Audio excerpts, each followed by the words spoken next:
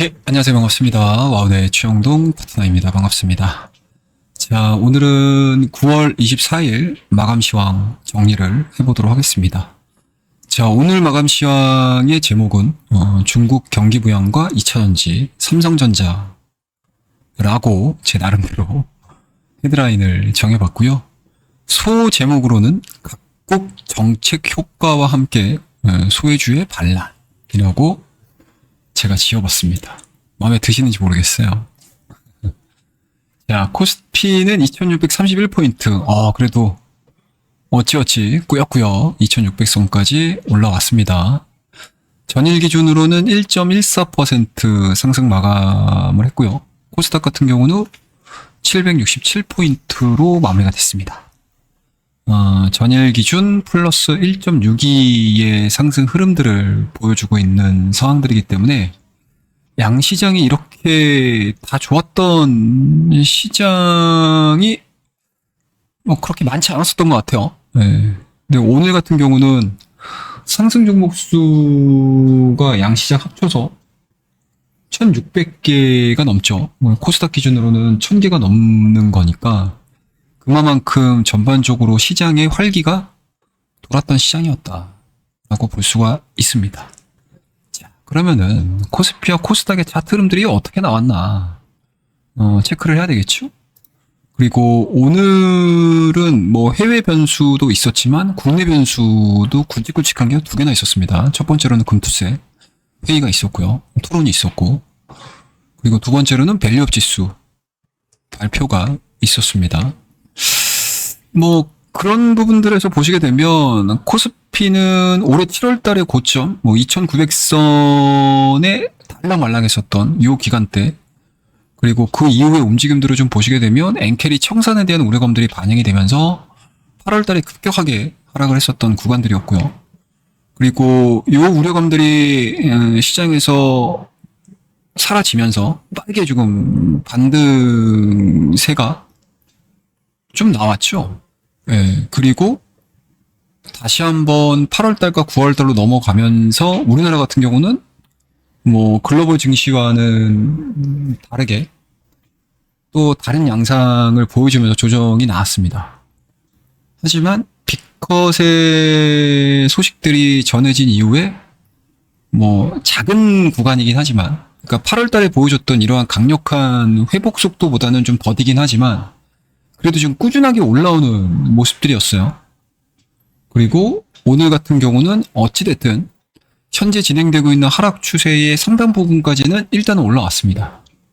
그리고 기존과는 다르게 이 하락 라인을 돌파시킬 수 있는, 하락 추세를 돌파시킬 수 있는 모멘텀들이 시장의 선물처럼 짜잔 하고 나타났다는 얘기죠.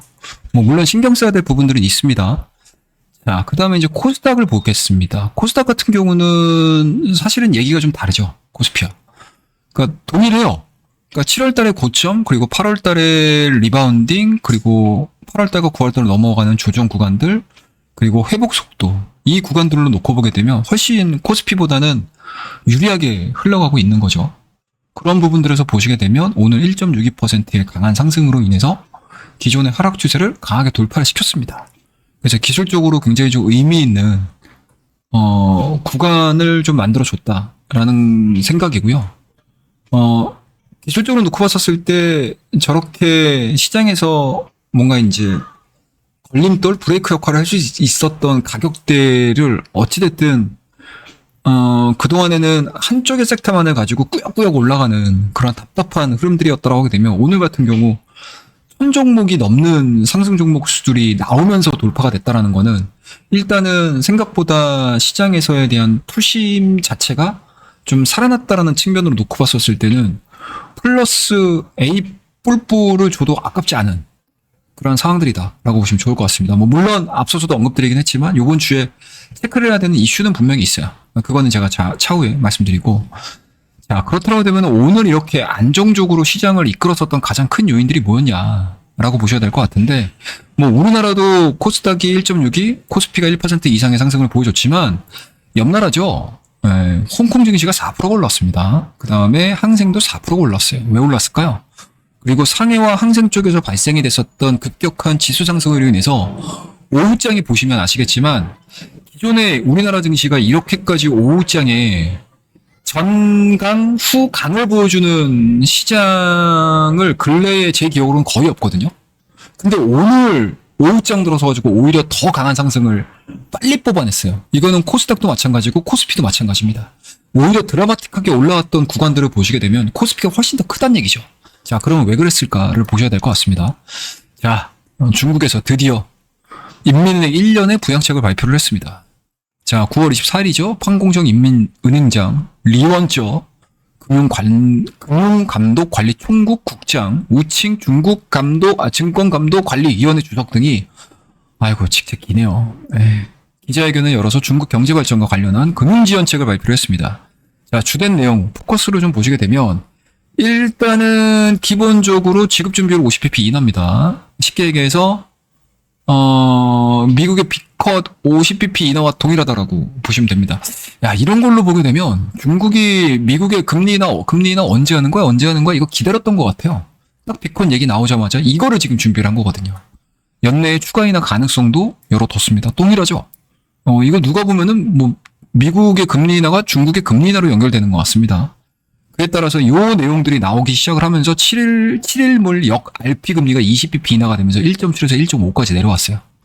이에 따라서 MLF 금리가 30bp 그리고 LPR이 20에서 25bp 인하될 전망으로 시장에서는 보고 있습니다. 그러니까 그만큼 그러니까 중국 같은 경우가 오히려 금리 인하가 더 필요했었던 시기였던 거죠. 지금 구간에서. 그리고 이러한 부분들이 중국 부동산 시장에 어떻게 영향을 미치느냐. 자, 기존 주택 금리를 신규 주택 대출 금리 수준까지 인하를 합니다. 평균 50bp 인하 예상.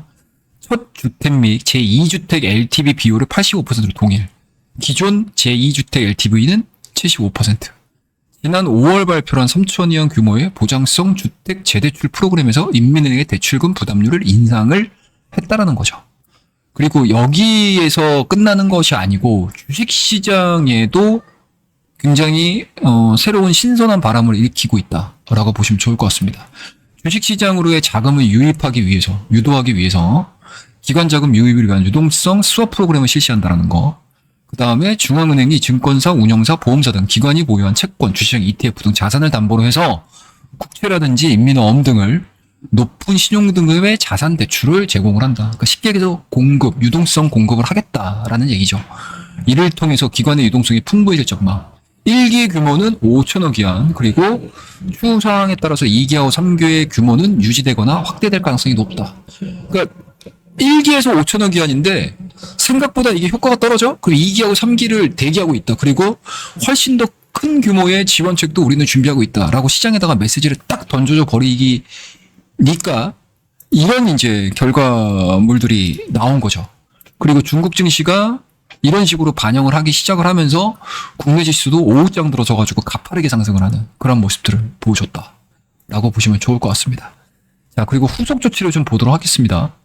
향후 시장 흐름 전망을 이게 지금 NH투자증권에 제가 리포트를 발췌를 해온 내용들이거든요. 여기서 이제 크게 변화되는 건 없어요. 시장에서. 본토 추가적인 재정정책 시행 여부 주목.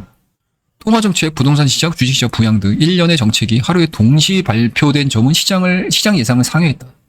이에 9월 24일 중국 본토 및 홍콩 주식시장은 모두 3%에서 4% 반등. 단기적으로 중국 주식시장의 반등 흐름 이어질 전망. 우리나라도 마찬가지로 득을 좀 볼 수 있겠죠.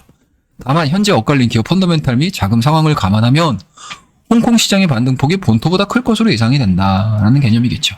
아무래도 뭐 좀 건전한 시장 쪽에서에 대한 반응이 훨씬 더 빠를 수 있다라고 보는 거죠. 자, 금번 인민은행의 부양책 발표에 의해 중국 경기 부양은 재정부가 바통을 이어받을 것으로 전망을 하고 있다. 그러니까 여기서 끝나는 것이 아니고 실질적으로 실무를 담당하는 이 재정부가 바통을 이어받아가지고 좀 디테일하게 핀셋으로 조정이 들어갈 수 있다고 보는 거죠. 그래서 장기적인 디플레이션 우려에 최근 중국 경제 전문가 및 은퇴한 정부 관계자들이 5조에서 10조 위안 규모의 재정 부양을 건의하고 있다는 거고요. 현행 부양 정책 효과와 더불어서 미 대선 결과 이후에 연말 추가적인 재정 정책 시행 여부가 중요한 변수가 됐다. 그러니까 그만큼 쏠 수 있는 총알이 중국은 여전히 남아 있습니다. 그래서 뭐 저 개인적으로는 미국의 대선을 전후로 해서 시장이 약간은 좀, 뭐라고 해야 될까? 시장의 리스크를 좀 반영을 하면서 진행이 될 가능성이 높지 않겠느냐라는, 뭐, 시장의 마켓뷰를 좀 갖고 있었는데, 중국이 이런 식으로 준비를 하고 있다라고 하게 되면, 설령 조정이 나온다 하더라도 우리나라 같은 경우는, 조정의 폭 자체가 그렇게 깊지 않을 수도 있겠구나. 굉장히 좀 자신감을 가지고 연말까지 시장을 좀 볼 수 있는, 그러한 이제 이벤트가 오늘 드디어 발생이 됐다라고 보시면 좋을 것 같습니다. 자, 그렇다고 되면은 그와 더불어서 이제 관련된 종목군들에 대한 강세 흐름들이 어떤 것들이 좀 있었는지를 좀 보셔야 될 것 같은데, 일단은 첫 번째로는 삼성전자에 대한 리바운딩이 의미가 있게 나왔습니다. 뭐 물론 이제 중국과 관련된 이슈들로 올라온 건 아니긴 하지만, 뭐 그리고 요번 주 수요일, 그러니까 우리나라 시간으로는 수요일, 우리나라 시간으로는 목요일, 미국 현지 시간으로는 이제 수요일이죠. 장 마감 이후에 마이크론 테크놀로지의 실적 발표가 예상이 되는 상황들인데, 거기서 특별하게 시장에서 우려했던 스토리들만 나오지 않는다고 하게 되면은, 저 개인적으로는 삼성전자의 현재 보여주는 가격 자체는 상당 부분 뭐 기술적인 리바운딩이 됐든 아니면 삼성전자의 뭔가 스토리가 반영이 되면서 전환이 되면서 올라오든 충분히 상승을 할 수 있는 그런 이제 구간에 지집을 했다라고 보거든요. 근데 오늘까지는 그렇게 강력한 매수세가 들어온 건 아니에요. 그렇다고 되면은 만약에 마이크론에 대한 실적 부분들이 시장에서 평가하는 것만큼만 좀 나와준다 하더라도 충분히 쇼커버 물량들이 좀 들어올 수 있는 환경에 놓여 있다라고 보는 거고요. 그러한 부분들이 반영이 되면서 삼성전자에 대한 주가 흐름이 그렇게 크게 빠지진 않았습니다. 보시게 되면 그렇게 크게 빠지는 모습들은 아니에요. 네. 어제와 오늘에 이어서 양봉 이틀간을 지금 보여준 상황들이기 때문에 이격 자체를 좀 좁히려고 들어가는지 여부들을 좀 체크를 좀 하셔야 될 것 같고요. 그 다음에 오늘 그래도 가장 크게 움직였던 종목은 이제 아무래도 LG에너지 솔루션이겠죠. 그러니까 모멘텀은 딱 세 가지라고 보시면 될 것 같아요. 첫 번째로는 독일 정부의 보조금 지원. 뭐 그럼 물론 이제 그 이전에 이제 금리 인하는 이제 매크로 변수니까 그거는 빼더라도. 그 다음에 두 번째로는 이제 테슬라가 생각보다 반등 흐름들이 좀 강하다라는 거.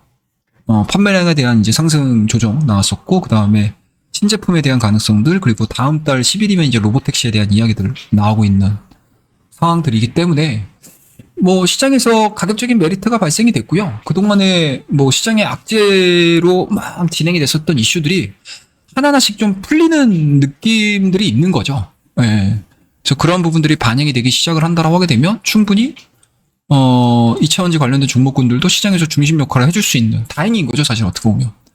그래서 이게 혹자들은 이 이차원지를 보면서 뭐 여러 가지 이벤트가 있더라고요. 올라오는 과정에서 이게 별로 되게 부드럽게 올라온 건 아니에요, 사실. 시장에서 되게 말도 많아요.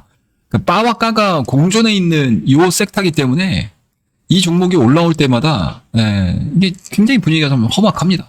뭐 그럼에도 불구하고 어찌됐든 이차원지가 올라가야, 그러니까 빠지는 이유들 또 보시면 아시겠지만 뭐 수요에 대한 감소인 거잖아요. 그리고 정부 정책에 대한 지원 부분들이 그렇게 강력하지가 않았었단 얘기죠.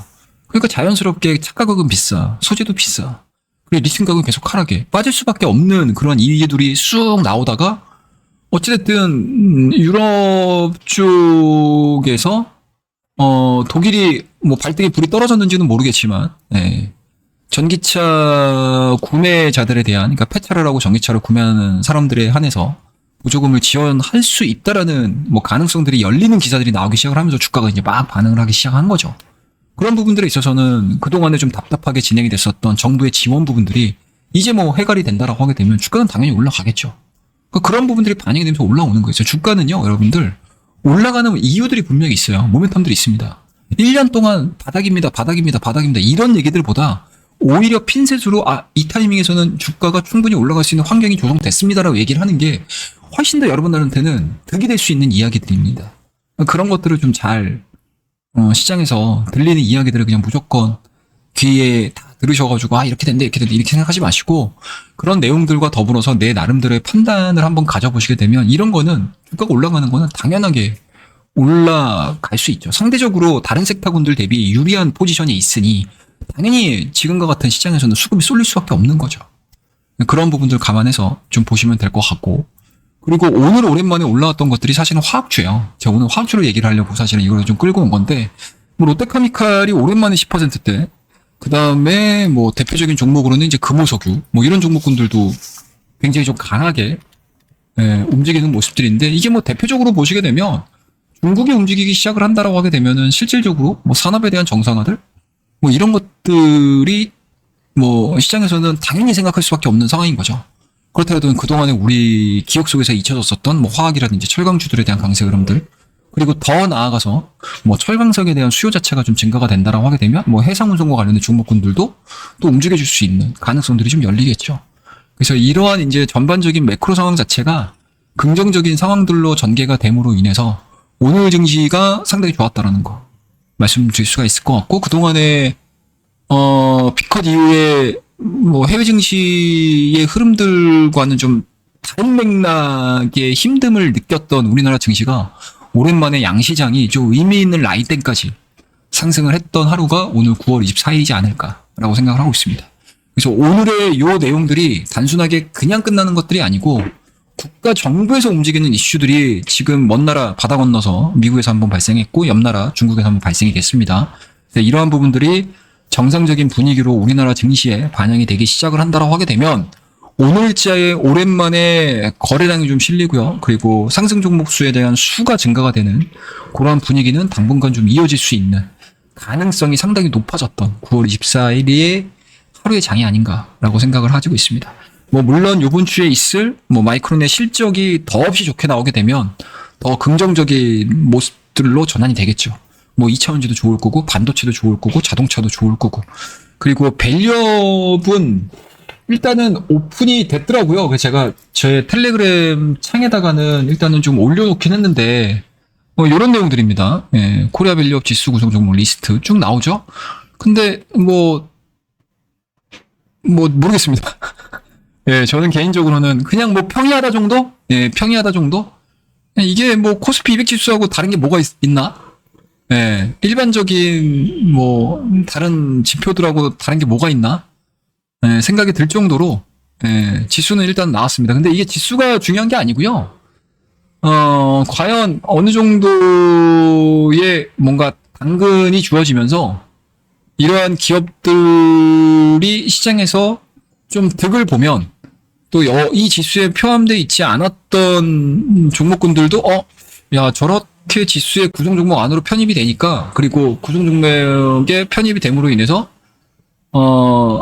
내가 그만큼 뭔가 이제 주주들을 위해서 시장 안정화를 위해서 기업들이 해야 되는 기본적인 사항들을 지키게 되면 이러한 뭐 이득이 있구나라는 게 좀 전파가 돼서 다른 기업들도 좀 동참하는 쪽으로 가야 되는데 그냥 이게 띡 요식행위로 이런 식으로만 딱 끝나버리게 되면 그렇게 임팩트 있는 상황들은 아니지 않을까라는 생각도 해보고요. 뭐 어찌됐든 뭐 다 나왔습니다. 예, 그동안에 올해 상반기서부터 코리아 밸류업 하면서 초반에는 상당히 좋은 흐름들을 좀 보여주다가 그 이후에 기대감들이 꺾이고 그리고 밸류업에 대한 기대감들이 어느 정도 반영이 된 상태에서에 대한 주가 흐름들이었기 때문에 뭐 그렇게 크게 시장에서 오늘 발표하기 이전의 움직임들은 썩 뭐 만족스럽진 않았지만 발표된 이후에 좀 선별적으로 주가들이 좀 움직일 가능성이 있으니 또 그 안에서도 또 종목을 선별을 해보시게 되면 또 좋은 결과가 있지 않겠나라고 생각하고 있습니다. 그래서 오랜만에 시황을 얘기를 하는 데 있어서 좀 긍정적인 코멘트를 좀 드릴 수가 있었던 하루가 아니었나라고 말씀을 좀 드리도록 하겠습니다. 자, 그러면 오늘 전반적인 9월 24일에 시장 흐름들을 보면서 제가 생각하고 있는 느낌점들, 그리고, 추가적으로 이게 득이 될 거냐, 뭐, 실이 될 거냐라고 하게 되면은, 득이 90%다. 라고 저는 생각을 하고요. 그리고 좋은 흐름들을 기대를 해볼 수 있는 이슈는 일단은 나왔다. 라는 생각들. 그리고 요번 주에 있을, 좀 우리나라 반도체, 시장의 한 축을 담당하고 있는 섹터에 영향을 미칠 수 있을 만한 마이크론의 실적 부분들만 잘 소화가 된다라고 하게 되면 생각보다는 나쁘지 않은 9월의 한 주 마지막 주 마감을 기대를 해볼 수 있지 않을까라고 생각을 하고 있습니다. 자, 그러면은 오늘 이야기는 이 정도에서 마무리하고요. 항상 우리 구독자님들의 성공 투자를 진심으로 기원하면서 오늘 방송은 여기서 마무리 짓도록 하겠습니다. 오늘 내용이 좋으셨다면 구독과 좋아요, 알림 설정 부탁드리도록 하겠습니다. 감사합니다.